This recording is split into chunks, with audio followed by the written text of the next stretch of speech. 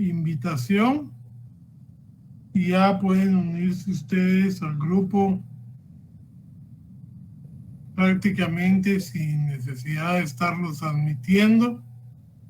Los que no hayan recibido invitación, por favor les encargo que arreglen esa problemática con atención al estudiante o con procesamiento de datos, porque a partir de la clase del día de hoy yo voy a dar nada más 15 minutos para que todos se incorporen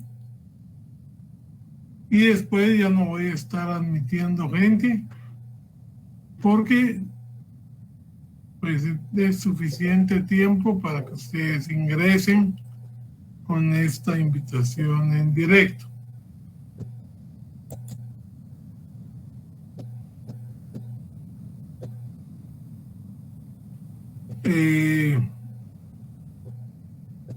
Vamos a dar algunas indicaciones. El día jueves no vamos a tener clase presencial, sino que va a haber un laboratorio. Este laboratorio es un laboratorio formativo y lo que busca es que ustedes, ya que vamos a terminar de ver todos estos delitos de este título, puedan explorar, ahí sí que en propia persona, cómo está. Va a haber 2 casos, cada caso con 5 preguntas, y entonces vamos a ver ese día jueves. Ustedes van a responderlo de 7 a 8:30. Se les va a enviar un documento a cada uno con copia.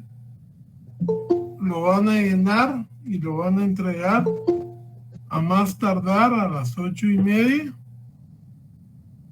Y entonces el día siguiente, el día martes, vamos a resolverlo en clase. Vamos a despejar dudas para que ustedes tengan no solo ya el conocimiento de lo que ustedes han leído, sino cómo lo están aplicando. Para este día les dejé leer el decreto 37-92, que es la ley de timbres fiscales y papel sellado. No sé si la habrán leído, pero si no estamos inmersos en esta ley,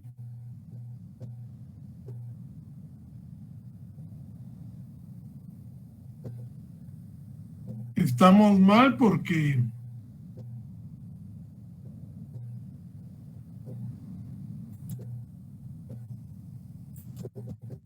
esta ley es básica, si no, no vamos a saber de qué estamos hablando.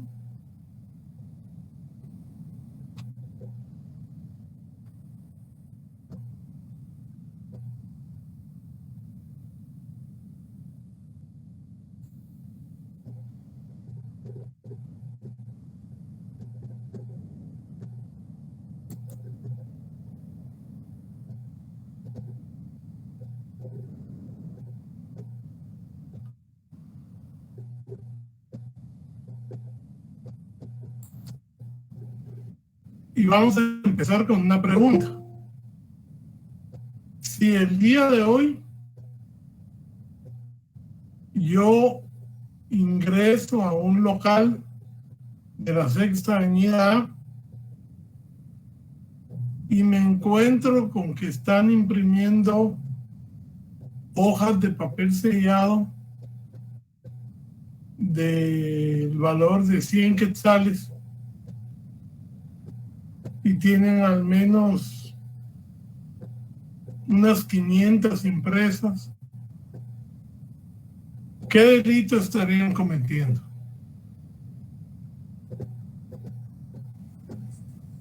Falsificación de documentos, licenciado. No. ¿Qué delito dice la ley en su artículo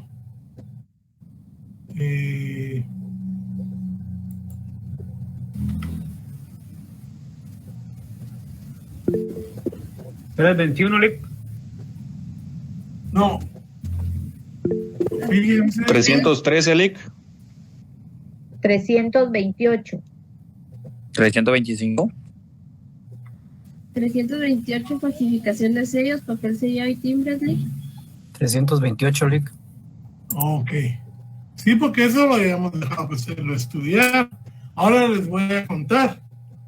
Si ustedes no leyeron el decreto que yo les dije que tenían que leer, cayeron en una trampa horrible porque antes había papel sellado de distintos valores. Pero ¿qué dice el artículo 1 del decreto 3792? Artículo 1 del impuesto documentario. Se establece un impuesto de timbres fiscales y de papel sellado especial para protocolos sobre los Papel documentos. sellado especial para Protocolos. protocolo. Ya otro papel sellado no está vigente en Guatemala. ¿Ya? ¿Cuál es el papel sellado especial para protocolos? El que compran los notarios para su registro notarial. Antes, ustedes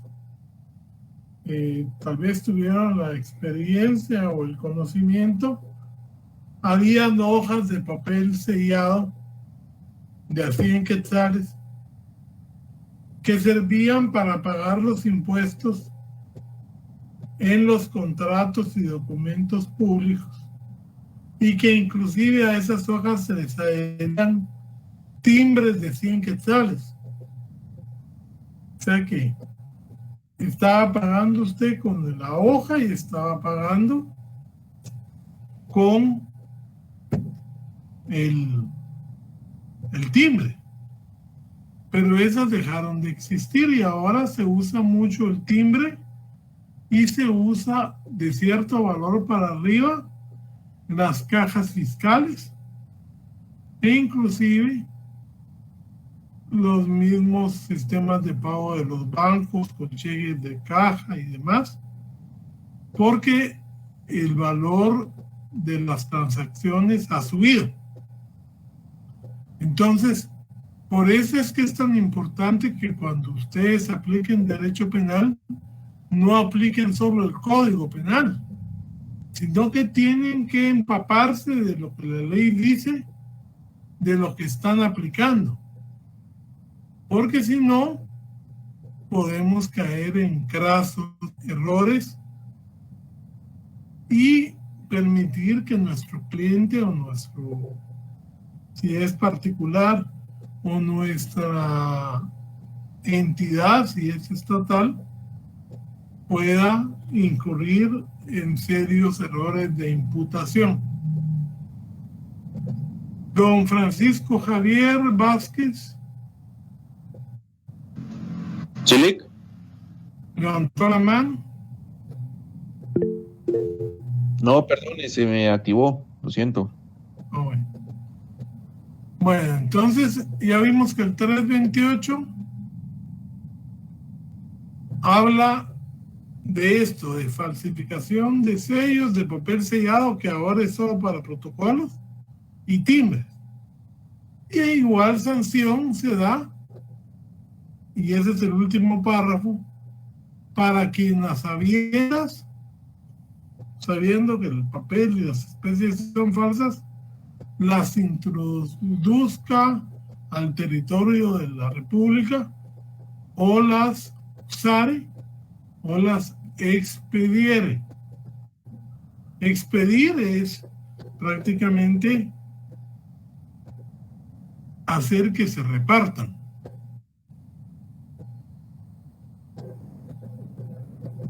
Y eso puede ser cualquier persona. Los billetes de lotería. A ver, ¿qué lotería conocen ustedes que esté autorizada por el Estado? Santa Lucía. Lotería Santa Lucía, muy bien. Lo mismo, si usted falsifica billetes de la lotería, está cometiendo un delito. Si altera, fíjese que aquí hay dos formas de falsificación. Falsificar los billetes es material y alterarlos, aunque sean verdaderos, también es falsedad material que se comete sobre los billetes. Y también se castiga introducir, expedir o usar.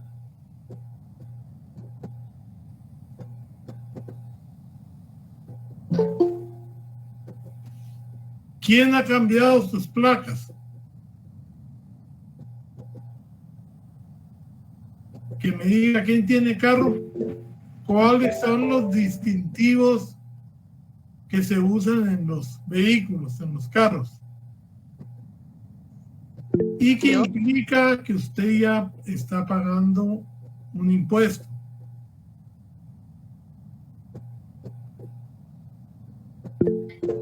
Sería la calcomanía de... Las placas, licenciado. Las placas, sí. La calcomanía y Podría ser también la tarjeta de circulación, perdón, y el impuesto de circulación, la calcomanía que le llamamos nosotros. La calcomanía es un distintivo. Las placas también. Ahora los papeles, esto ya es para acreditar la propiedad. Si son falsos, usted lo que va a estar cometiendo es una falsedad material o ideológica, pero no una falsificación de distintivos de placas. Porque unos sirven para una cosa y otros sirven para otra. ¿Cómo demuestra usted que ha pagado el impuesto de circulación? Con la calcomanía. ¿Cómo demuestra que usted está cumpliendo con registrar su carro? Con las placas, ¿verdad? Son distintivos.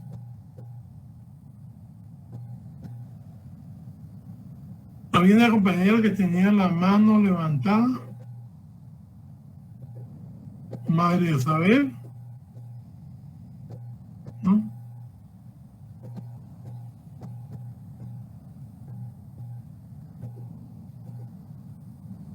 El siguiente artículo, por favor, me lo puede leer Cindy.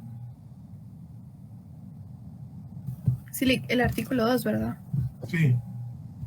Artículo 2. De los documentos afectos. Están afectos los el 331. Esa ley la tienen que leer ustedes, pero por su cuenta. Ahorita estamos viendo los delitos. Artículo 331. Ok. Del Código Penal, ¿verdad? Sí. 331. Okay. Artículo 331. Falsificación de contraseñas y marcas. Quien falsificare marcas, contraseñas o firmas oficialmente usadas para contrastar pesas o medidas, identificar cualquier objeto o certificar su calidad, cantidad o contenido, será sancionado con prisión de 1 o 4 años. Igual sanción se impondrá a quien aplique marcas o contraseñas legítimas de uso oficial a objetos o artículos distintos de aquellos a que debieron ser aplicados. Ustedes han visto que hay marcas que usan las autoridades para tener determinado objeto certificado por cantidad, por calidad. Inclusive hay marcas internacionales como la ISO. Y todo esto, si usted lo falsifica o lo usa, digamos, en otras cuestiones que no están autorizadas, comete este tipo de delito. Puede ser cualquier persona y lógicamente cuando lo hace una autoridad hay una agravación de la pena o un delito especial para este tipo de funcionario.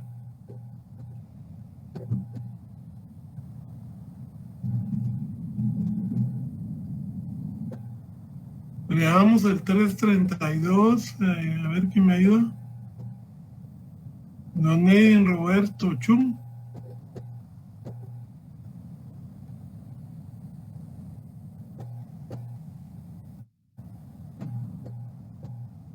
Edwin Roberto Chum.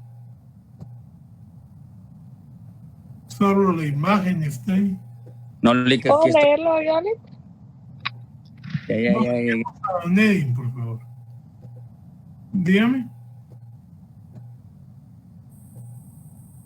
332.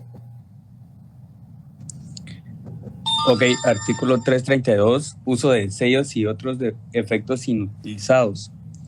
Quien hiciere desaparecer de cualquiera de los sellos, timbres, marcas o contraseñas el signo que indique haber ya servido o sido utilizado para el objeto de expedición o fuere nuevamente utilizado, será sancionado con multa de 200 a 2,000 quetzales. Igual sanción se aplicará a quien, a sabiendas, usare, hiciere, usar o pusiere en venta los efectos inutilizados a que se refiere el párrafo que procede. Que precede. Fíjense, pues. Ustedes han visto que a veces había gente que despegaba sellos postales usando vapor o despegaba timbres que ya había usado en un documento para volverlo a pegar en otro. Con eso está cometiendo este delito, pero además hay un delito de defraudación tributaria.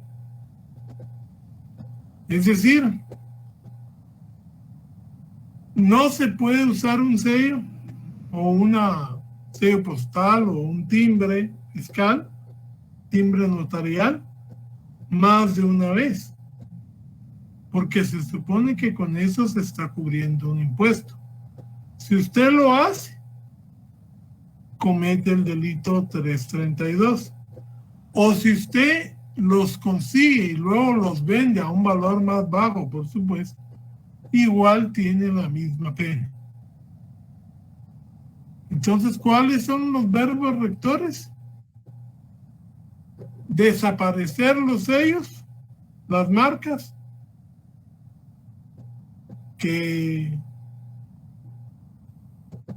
o sea, fingir que eso ya está nuevo para usarlo nuevamente o quitarlo y venderlo.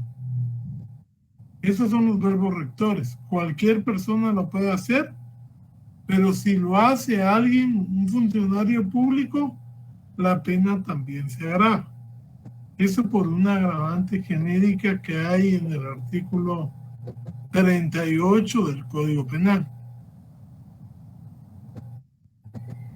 Ahora vamos a hablar de la falsedad personal. Hasta ahorita hemos hablado de la falsedad de moneda, de la falsedad de documentos y de la falsedad de sellos y papel sellado. Si han visto, hemos hablado de falsedades que recaen sobre objetos. Pero nos ha llegado el turno de hablar sobre la falsedad personal. y esa es la que recae en personas. Ustedes saben, cuando hablamos de esto al principio, que la fe pública el Estado la da a personas o se la da a objetos. Obviamente los funcionarios están para cumplir con ciertas obligaciones que la ley les asigna. Entonces, cuando alguien se hace pasar por una autoridad donde no está nombrada, donde no está legitimada, ejerciendo funciones para los que no está autorizado, se dice que está cometiendo el delito de usurpación de funciones. ¿Quién es el funcionario encargado de certificar los documentos en un tribunal, en un juzgado? El secretario. El secretario. Si un oficial se hace pasar por secretario y firma y autoriza, inclusive pone el sello del juzgado, él estaría cometiendo el delito de usurpación de funciones,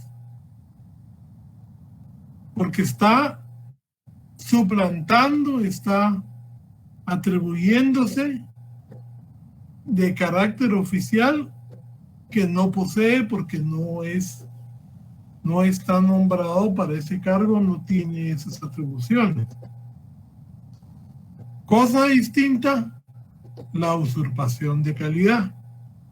Ustedes saben que para ciertas profesiones se requiere determinados títulos. Y por lo mismo, hasta que la persona no está totalmente habilitada, por ejemplo, en nuestro caso, nosotros tenemos que ganar el examen privado del área pública, del área privada.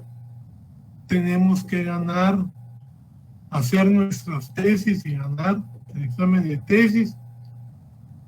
Y después de esas tres cosas todavía nos tenemos que colegiar. Nos juramentan en el colegio y tenemos que ir a registrar a la corte nuestra firma, nuestro sello, y nos juramentan en la corte. Hasta que cumplimos todos esos pasos y hasta que vamos a comprar el papel sellado especial de protocolo, nosotros ya estamos habilitados. Y entonces ya somos abogados y notarios. Pero resulta que muchos colegas, estudiantes, futuros colegas, ponen tarjetitas que dice George Bush, abogado infiere, o Vladimir Putin, abogacía y notariado. Y entonces en las profesiones no existe el infiere, no existe el caso. Usted es abogado y notario, licenciado en ciencias jurídicas, porque aquí son los tres, o no es ni abogado, notario y licenciado en ciencias jurídicas. O sea, la profesión requiere que la carrera se termine y se habilite. Usted puede quedar como licenciado en ciencias jurídicas, pero ese es un grado académico.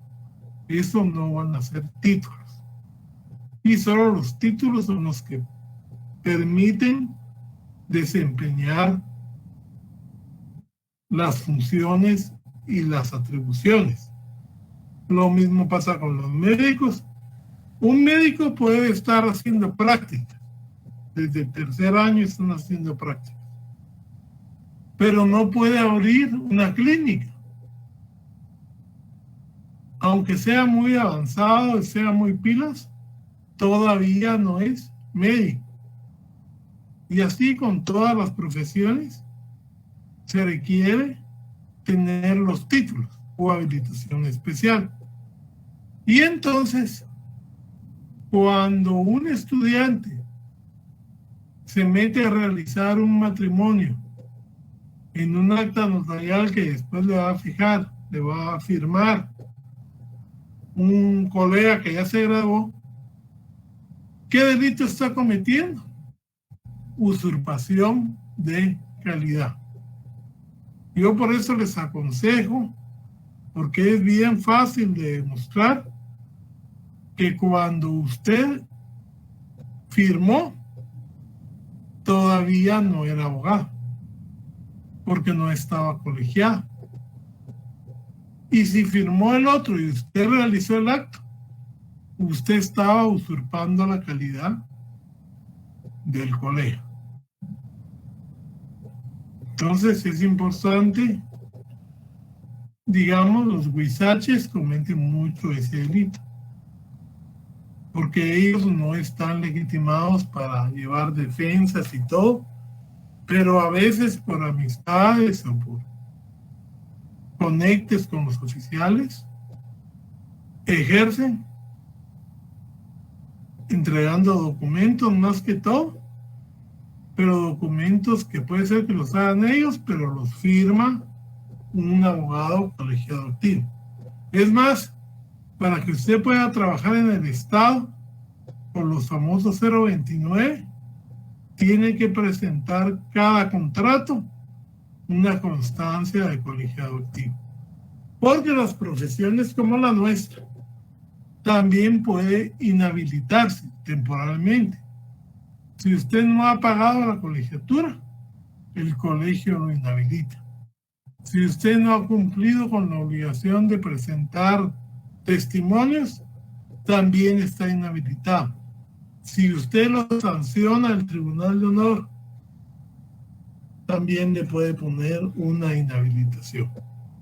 Y entonces no puede ejercer, porque no está habilitado, estaría cayendo en una usurpación de calidad.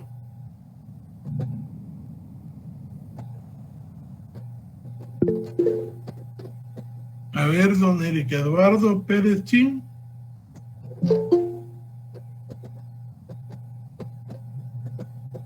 Don Eric. O don Carlos Valdemar Barrios Echeverría. Maestro, buena noche. Sí. ¿Y qué ocurre, por ejemplo, con la Facultad de Derecho cuando en muchas ocasiones, primero, delegan sus funciones a estudiantes y en reiteradas ocasiones ellos se presentan como licenciados? Están consintiendo este tipo de arbitrariedades.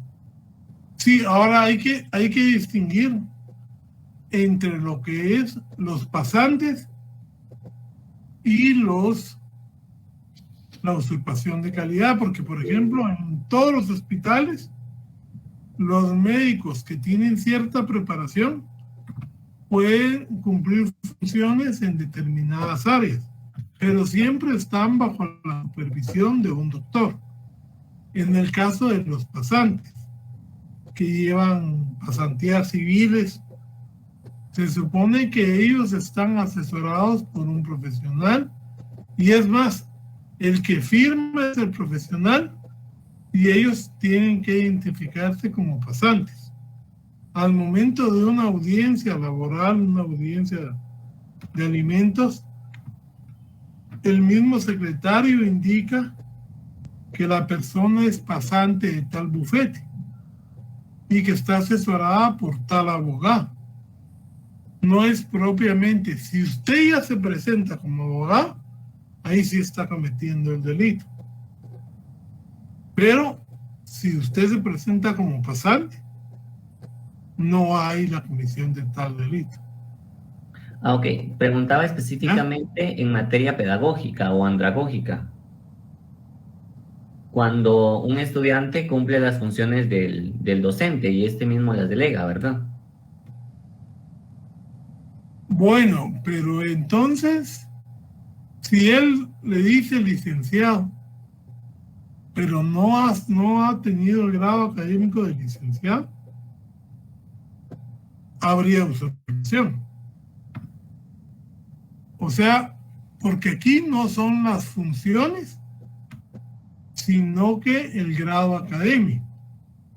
O sea, un estudiante puede ayudar a repartir el material, puede ayudar a repartir los exámenes, puede estar vigilando que la gente no caiga en irregularidades. Ahora, dar clase, solo que sea un estudiante en formación o un abogado que no ha dado clases en formación, con la supervisión del titular.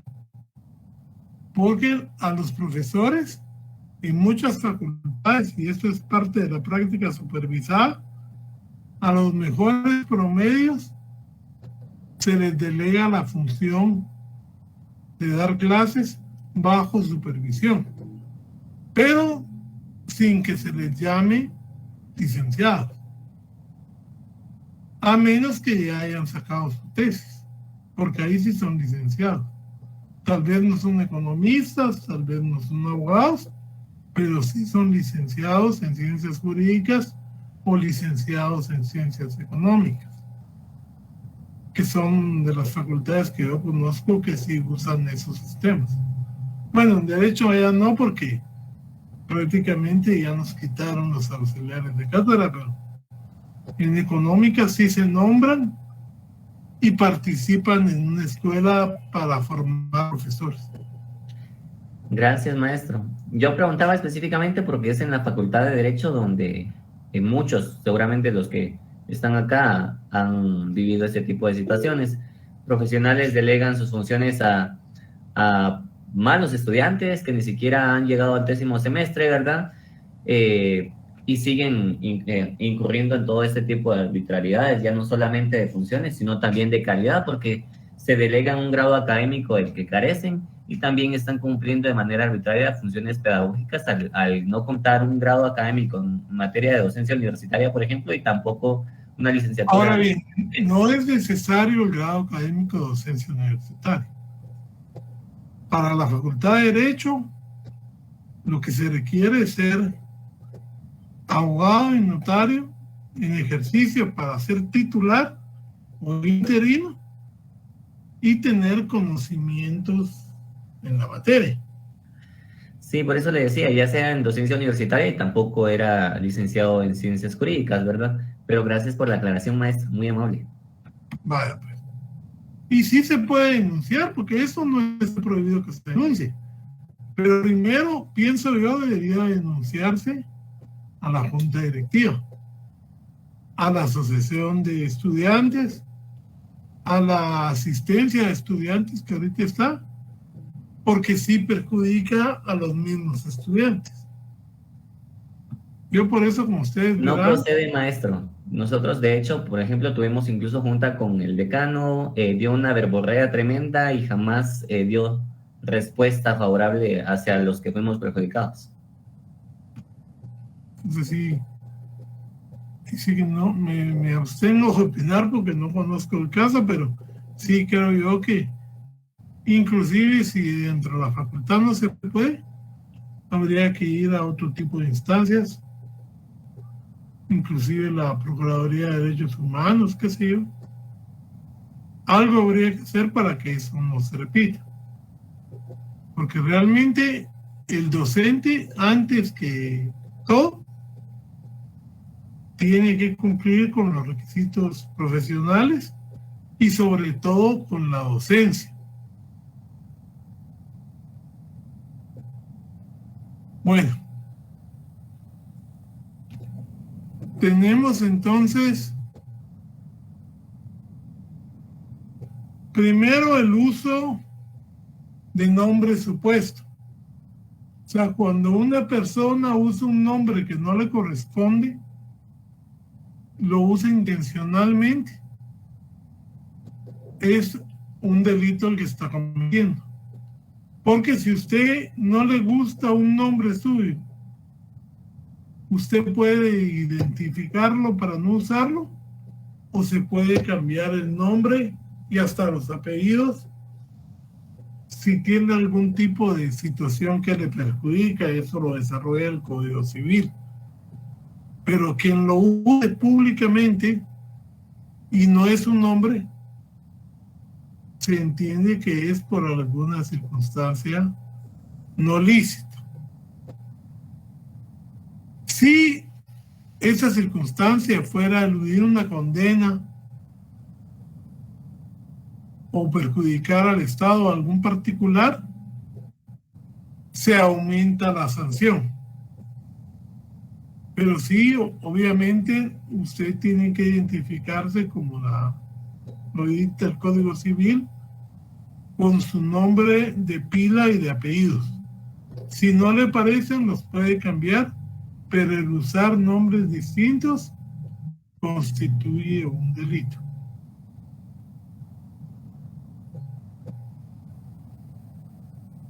Don Mar López y Luis David Corrado Toco, con ustedes, don Mar López. Licenciado, buenas noches. Y por ejemplo, yo trabajé en un bufete jurídico, se dedicaba a cobros de seguros. Ahí generalmente se presentaba uno con un nombre que no era el correcto. Eso estaba presentándose para un delito. Porque, por ejemplo, yo soy Marta López y yo me presentaba como Michelle Castillo ante los clientes cuando se les hablaba para el cobro. Sí, pues, pero no, digamos, para mí, usted se mete a ese tipo de trabajo, de cobro, tiene que usar su nombre. Porque usar un nombre supuesto sí constituye delito. Máxime cuando si encima todavía se dice que le mandan a uno cartas de abogados que ni existen. Eso también es una cuestión común en cobro, recuperación de cartera, pero son delitos.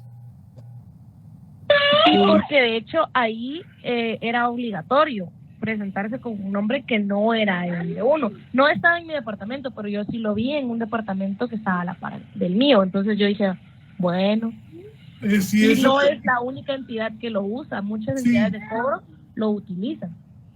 Sí, mire, las carteras de recuperación de cartera suelen coaccionar a la gente con fotos, con publicaciones, que tampoco es lícito. Usar cartas de fingidos abogados, que tampoco es lícito. Pero por eso es que se ha ido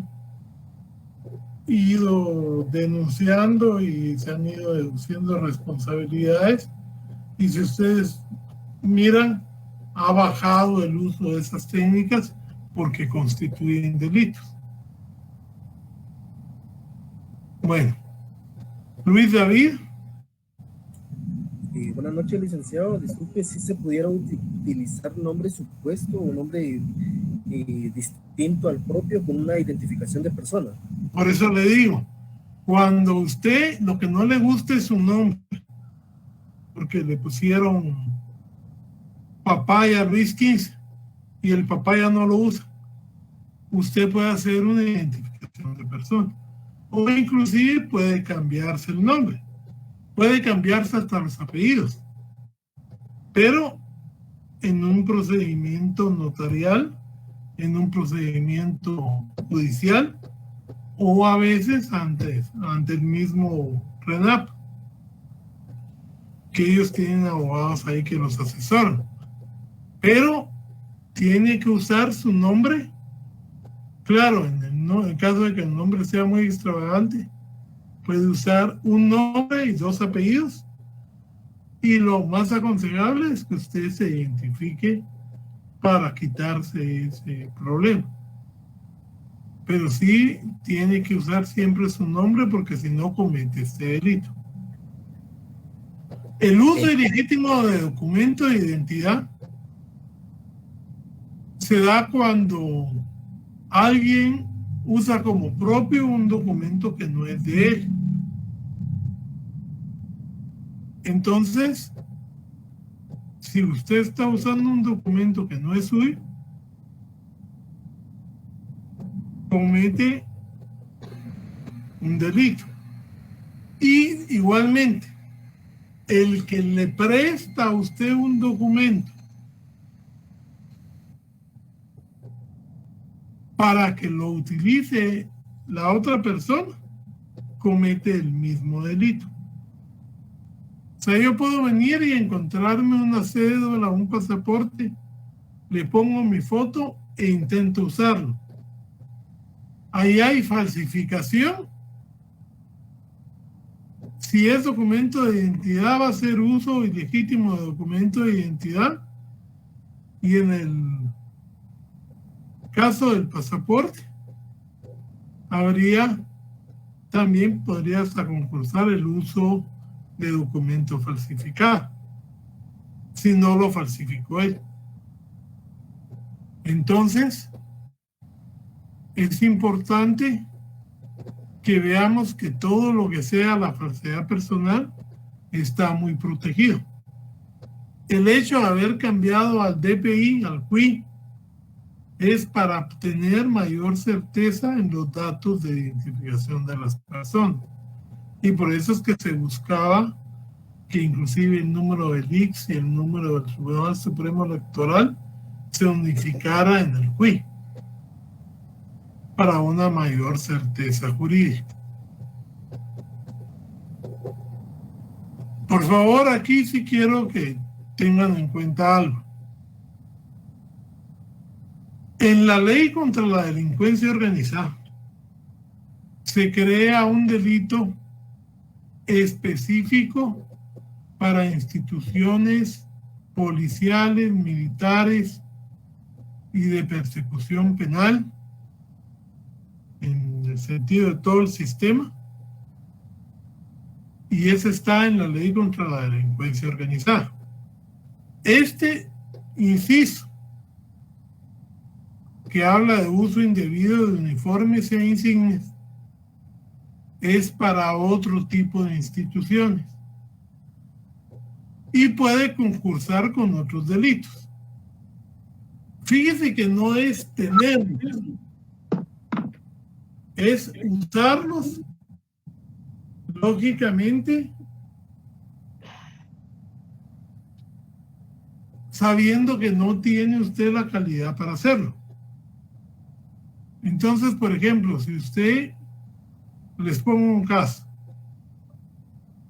usted usa el uniforme de bombero voluntario con su casco y todo y se pone a pedir dinero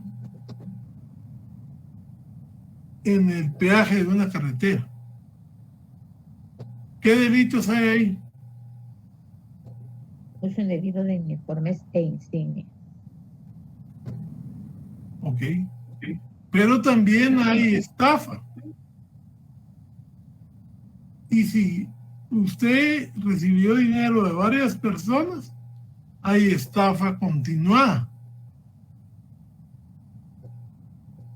Porque lógicamente el usar el uniforme es parte del ardido engaño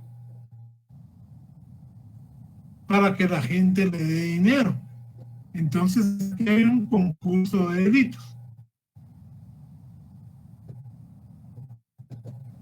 Entre la estafa y el uso de uniformes. Y para la estafa, si ha sido varias veces, va a ser una estafa continuada. Artículo 71 de nuestra ley.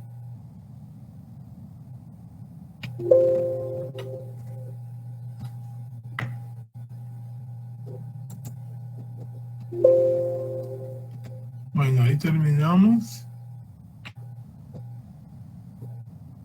Ahora bien, quiero que veamos también, esto es bien Va a ser bien rápido porque ustedes ya vieron lo que es el delito de hurto y el delito de robo. El hurto está en el artículo 247 de su Código Penal y el robo está en su artículo 251. Entonces, si ustedes miran, tenemos en el capítulo 6 lo que se conoce como la depredación del patrimonio nacional, que incluye patrimonio cultural, tesoros arqueológicos y patrimonio natural. Entonces, léame por favor, Hazel, Sarina, el artículo 332. Ahorita se lo leo, Lee.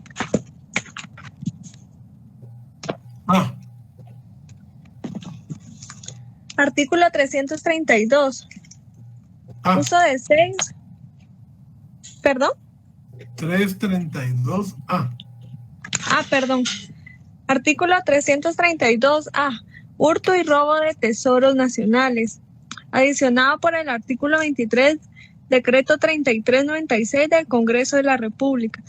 Se impondrá prisión de 2 a 10 años en el caso del artículo 246 y prisión de 4 a 15 años en los casos del artículo 251, cuando la apropiación recayere sobre 1. Colecciones y especímenes raros de fauna, flora o minerales, o sobre objetos de interés paleontológico. 2. Bienes de valor científico, cultural, histórico o religioso. 3.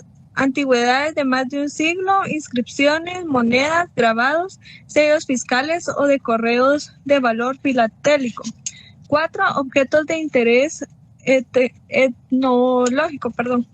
5. Manuscritos, libros, documentos y publicaciones antiguas con valor histórico o artístico. 6. Objetos de arte, cuadros, pinturas y dibujos, grabados y litografías originales con valor histórico o cultural. 7. Archivos sonoros, fotográficos o cinematográficos con valor histórico o cultural. 8. Artículos y objetos de amueblamiento de más de 200 años de existencia e instrumentos musicales antiguos con valor histórico o cultural. La pena se elevará en 1/3 cuando se cometa por funcionarios o empleados públicos o por personas que en razón de su cargo o función deban tener la guarda o custodia de los bienes protegidos por este artículo. Entonces aquí estamos hablando de las conductas típicas del hurto y del robo que ustedes ya conocen.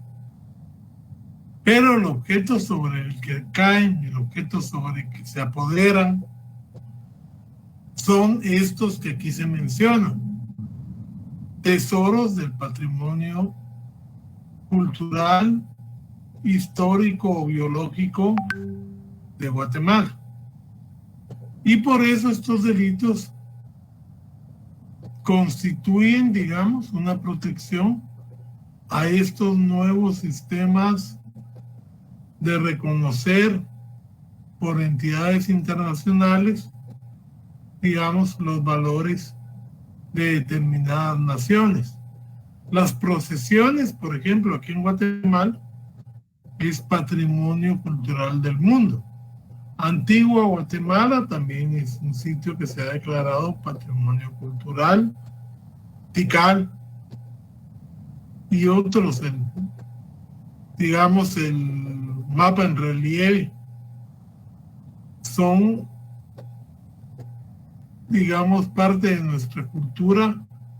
También se protege la flora, también se protege la fauna. Y digamos, como somos un país que fue conquistado, hay muchas obras de barroco, que también están protegidos, muchos muebles, que por su antigüedad ya se reputan, digamos, de apreciación histórica. También está el hurto y robo de bienes arqueológicos. Cuando hablamos de bienes arqueológicos, hablamos de todas aquellas excavaciones donde ya se recuperó o se están recuperando piezas de nuestra historia y que aquí en Guatemala ha sido muy común que las saquen y las vayan a vender y paran en Alemania, en Italia, ante lo que realmente sí se considera un delito de delincuencia organizada. Porque el robo de arte, el robo de arqueología, el robo de joyas con valor histórico, realmente requiere primero gente muy especializada para extraerlo y un mercado muy seleccionado, porque se requiere tener los contactos con personas que realmente tienen una alta capacidad económica. Y es generalmente a nivel internacional o nacional, pero de forma más limitada.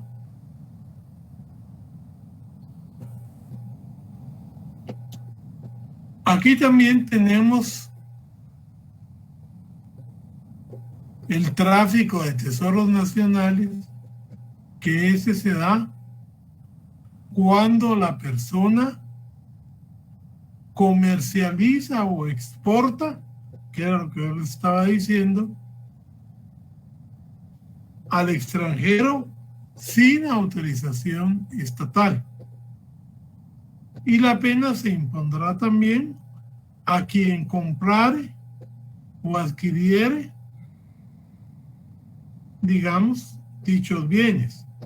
Si lo hace en forma no intencional o culposa, la pena se reduce.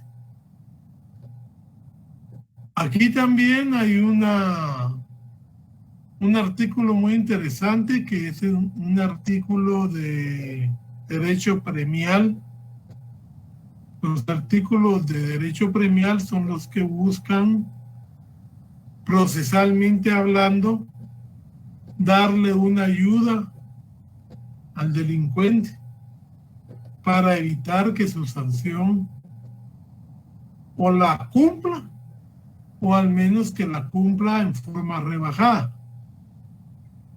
La noticia o el más conocido es el colaborador eficaz. Pero aquí, ¿qué dice? Leamos, por favor, Alexander Isaías, el 332D. Artículo 32D. Extinción de la acción o de la pena. En el caso de los delitos tipificados en este título, se extinguirá la acción o la pena si voluntariamente y sin requerimiento alguno se entrega el objeto sustraído o traficado, o la totalidad de los objetos sustraídos o traficados, a juez competente, quien lo entregara al Ministerio de Cultura y Deporte. O sea, si una persona que está siendo procesada por un delito de estos devuelve al juez los objetos sustraídos, se va a extinguir su persecución o se va a extinguir su pena, y los mismos van a ser devueltos al Ministerio de Cultura y Deporte para que él decide a quién se los tiene que reintegrar, si son iglesias, por ejemplo, o si son obras de arte o cualquier cosa. Ya el ministerio lo tiene en depósito y después lo devuelve a sus lugares originales donde se encontraba. Finalmente, me gustaría que Cristi Rosemary nos lea el artículo 333, o todos, mejor, todos lean el 333. Les voy a dar 2 minutos para que lo lean y después me hagan un comentario sobre su importancia de acuerdo a la digamos, a su derecho penal general, su derecho penal 1. ¿Cuál es la importancia y la relevancia de este artículo en cuanto a su derecho penal parte general, su derecho penal 1? Tomemos el tiempo.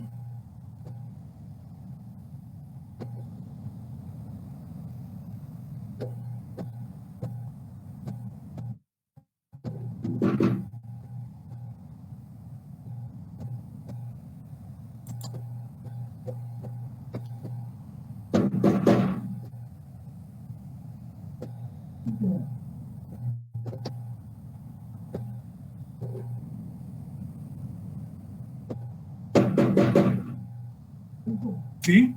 Hay un problema con el examen, dice que no lo puede publicar.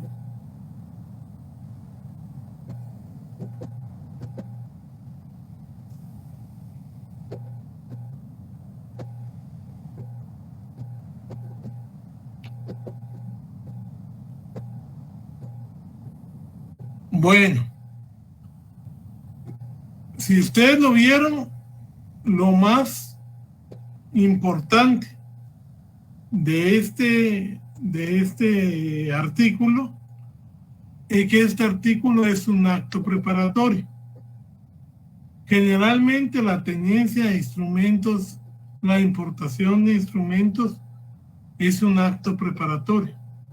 Y los actos preparatorios por naturaleza son impunes, salvo, como dice la ley, cuando la misma ley los sanciona como delitos, que ese es el caso de este artículo 333 de nuestro Código Penal.